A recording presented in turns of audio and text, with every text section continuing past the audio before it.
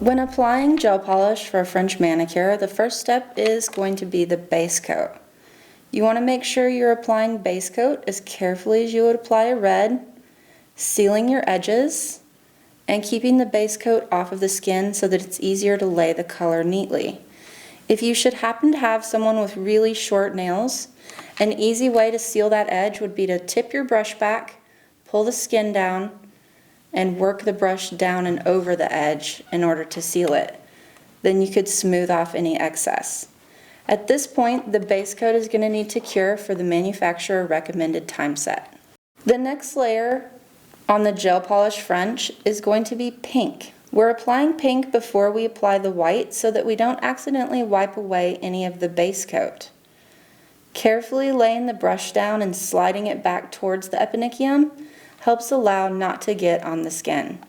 We're going to place this next step in the lamp for the manufacturer's recommended time set. The trick to a nice successful French application is to clean off your brush.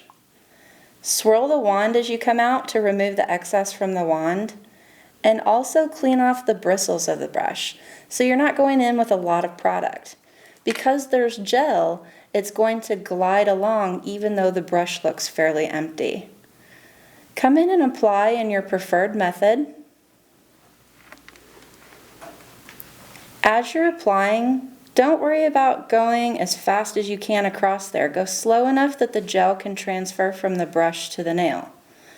Make sure you seal in the edge, flatten out the brush, and come down and across to remove any excess. This gets rid of those odd lumps that you see at a lot of the end of French manicures.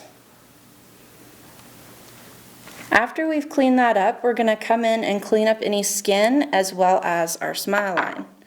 I'm going to quickly take a stylus and go across the skin to clean that up. And then to perfect the smile line, I'm going to use a gel brush and a little bit of alcohol.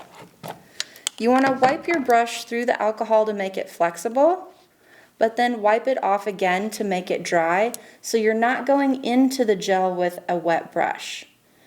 I'm going to come in and gently slide it along to crisp up the smile. Sometimes it can be easier to go from center to side instead of from one side to the other to allow it to be more likely that you'll get an even curve from one side to the other. You also want to go ahead and check your sides. If the gel polish comes all the way to the side of the nail, you're not able to seal it with top coat and it will be more likely to chip.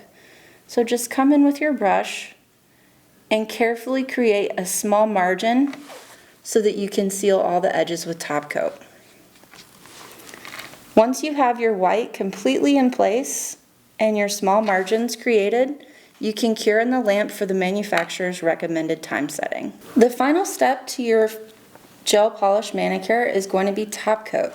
Remember, if you have that shorter nail, you can flip your brush around and push the top coat or the color coats down to seal the edge. With the top coat, it's important that you seal every single edge of the color. This is where I'm really going to take the time to pull the lateral folds out of the way and make sure I'm getting nice clean lines all the way down the side, encasing all of my color. Don't forget to keep your top coat nice and thin with smooth application so that it will cure properly. Once applied, slide it into your lamp for the manufacturer's preferred time setting. At the conclusion of your gel polish manicure, you want to remove the tacky residue with the product of your manufacturer's choice. Then apply the oil of your choice, rebook, and recommend home care.